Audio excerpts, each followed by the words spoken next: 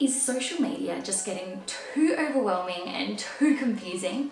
I totally feel you, which is why I'm sharing the 5 digital marketing trends for 2019. This list has been especially curated by the team at Hootsuite, who are a scheduling app, and they're one of the big giants in the space. So you know this is going to be good.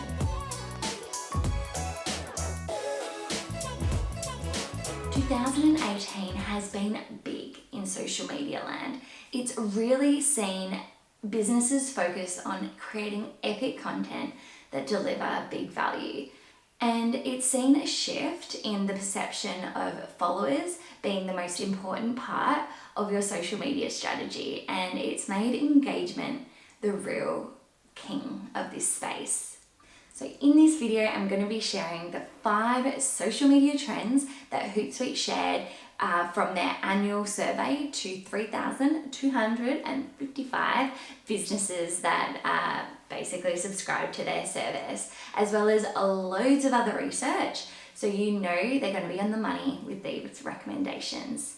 Hi, I'm Emiley, and I am completely obsessed with helping small businesses share their brand story online.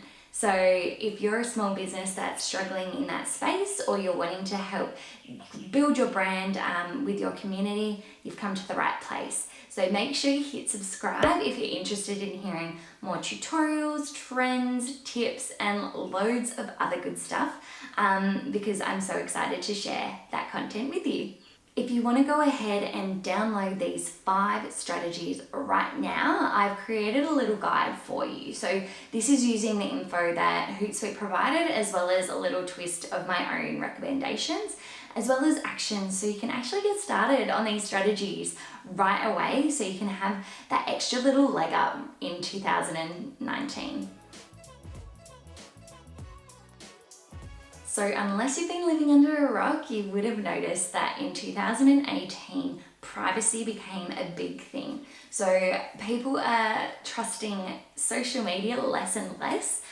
So there's been a massive focus on shifting your strategy from growing your followers to increasing engagement, because it's the engagement that actually shows, you know, prospective customers that people are interested in your products or service.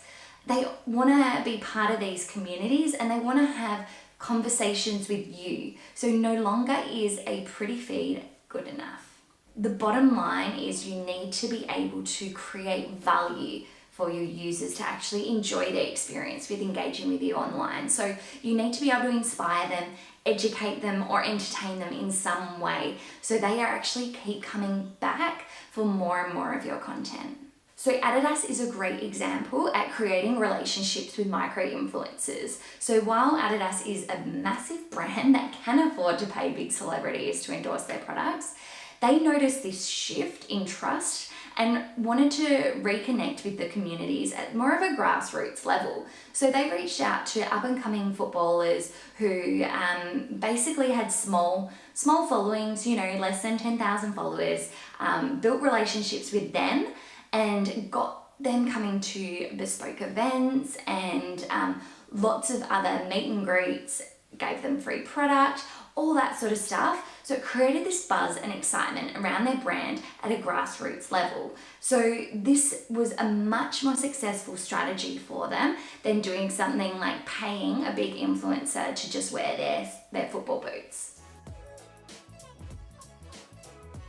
If you're like me, I find stories way more addictive on Instagram than scrolling through a feed. And a lot of people agreed with me, because stories are actually growing 15 times faster than feed-based content consumption. So Hootsuite shared that 64% of respondents to their survey either use Instagram stories currently in their business or plan to in the next 12 months. And it's a space where it's not just for product-based businesses where you're showing that sort of back-end, you know, products going out and being shipped and the manufacturing process, all that sort of stuff. It's still a really important part of a service-based business strategy as well, as it's that really critical element to telling your brand story. So while Instagram stories are probably the most popular space for story type consumption, Facebook have stories, WhatsApp, and also Snapchat. So depending on where you want to play and where your audience plays, there's lots of avenues.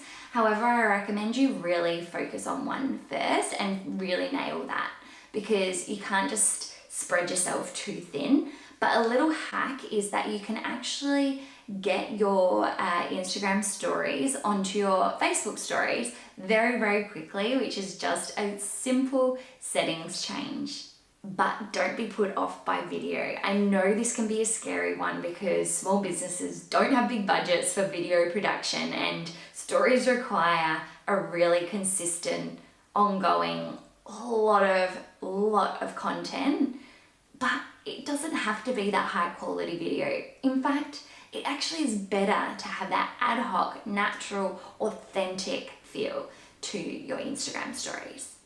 So a great example is WeWork, who have completely nailed the brief. So their business is based on community. So it's no surprise that they've taken to Instagram stories really well.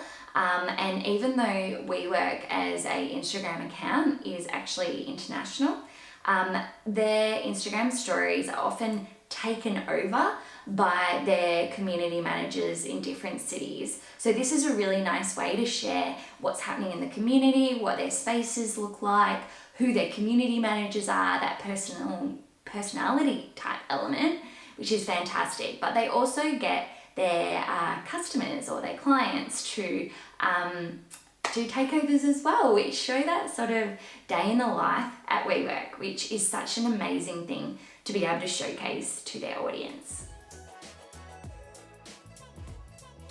As you're aware, getting organic reach on social media is becoming harder and harder, and as a result, paid advertising through the social platforms is getting more and more expensive because there's way more competition than there ever has been before, as more businesses jump at the fact that they can really target their ads to a specific niche. Apparently, 1 in 4 Facebook pages utilizes paid ads, which is just huge, right? So as there's more competition in this space for, an ad space, ads are becoming so much more expensive. So it's really important to be able to understand how to customize your audience and really, really get specific on that. If you need a bit more inspiration around this, check out my interview with Ali from Society State, who's a Facebook ads manager, and she shares her tips for getting the most out of your Facebook ads. A really cool but a little bit extra example is Netflix. So they were promoting their new season of Riverdale, which was coming out in Canada. They have a really strong community of super fans in Canada and targeted the specific locations that had the highest density of these super fans with pop-up events. So these were basically bespoke Pop's chocolate shop. If you watch the show, you'll know what I'm talking about, but it's basically a place in the show. They've created these pop-ups and invited their super fans to come for a free milkshake, which sounds so simple, but it's actually a really, really cool thing for these super fans to be a part of. And in doing so, they actually had so much social media buzz about it. So obviously these super fans were really engaged and excited that they were posting everywhere. But the thing is, by targeting the super fans, they could not only work out if they followed Riverdale on Facebook, they could also use something like their geographic targeting or their age demographics or lots of different specifics around the types of people. So they could target their ads, their Facebook ads, to these people like so specifically. Now this is super specific to e-commerce businesses, so if you're in that space, listen up. Instagram's shoppable posts is something you need to get behind in 2019 because it means that you're taking your prospective customers from discovery to purchase all within the same app. Because when you start adding more barriers to their shopping process, they're going to be more likely to lose interest or just do something else. or find another brand that's making their process a lot easier. So what I mean by that is when you say, click the link in my profile to buy this product, it's just creating that little extra barrier that makes it more challenging for them to actually purchase from you. So this particular strategy works really well on low investment items. So in particular, if your product is less than $50, you can really focus on their impulse buy. But it's not just available on Instagram. Facebook has a marketplace which has over 800 million users. But also Pinterest has buyable pins, which they have launched in 2015 and have seen a lot of success as well.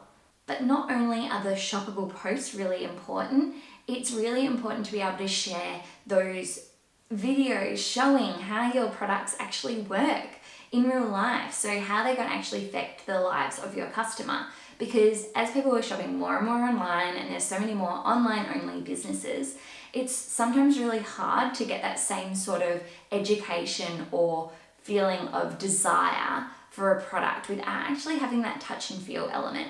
So this is why video has become such a big resource. A really great example of this one is Glossier, who is a primarily online retailer. So they show a lot of photos and videos of how to actually use their products and show user-generated content around, their products on different skin types, which creates that really good understanding for the consumers and that drive to actually buy now, because they can see, yeah, that looks good on her, she looks like me, I'm gonna buy it.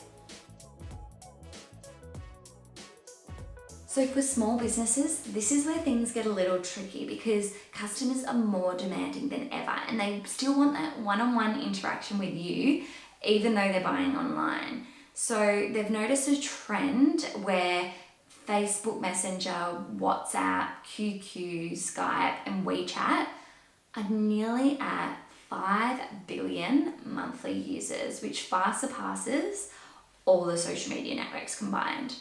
They've also seen a trend in people spending way more time within these apps rather than on other social media platforms, which is really interesting because it's taking this shift from a public experience to a more personalized one. 9 out of 10 people want to be able to use messaging to communicate with a brand. So rather than using email or phone or in person, they want to be able to use messaging.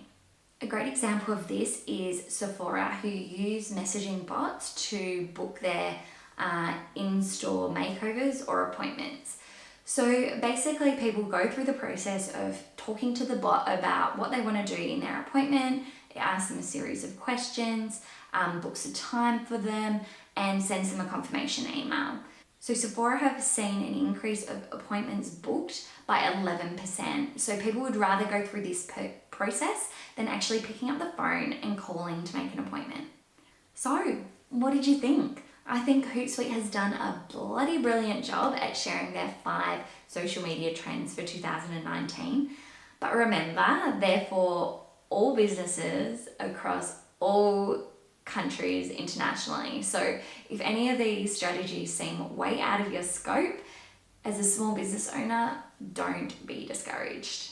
For me, I think Instagram stories is a massive opportunity for small business, and I think it's something you should definitely be getting behind. So make sure you make the time to post a couple of times a day and get really clear on your brand story. I would love to know if you'd like me to create a video on how to create Instagram stories for your business. Comment below with a yes if you do, and I will create that video for you. So now's the time to download my free guide if you haven't already, because it features these 5 trends for digital marketing in 2019, as well as 3 action points for each trend. So you can start actually implementing these right now in your business. So click the link in the description below, which will give you that access to that free download. If you like this video, please give it a thumbs up. It really helps my channel, and I really love creating content that you're enjoying. And don't forget to subscribe because I release new videos every Tuesday, which are tutorials, strategies, tips, all that good stuff for helping you build your brand online. So next up, watch my 5 brand storytelling examples, which shares exactly how you can start telling your brand story on your social media, which was a really big trend we saw in 2018. And it's something we're definitely going to see continuing into 2019. So if you're behind the 8 ball on that one, make sure you watch that video now. But I've really enjoyed sharing these social media strategies with you. I hope that you've learned something new and you're going to apply it to your strategy in 2019. So I'm going to be taking a break next week because it's Christmas, but then you'll be seeing so much amazing content from me in 2019. I can't wait to share it all with you. So that's it from me. Bye for now.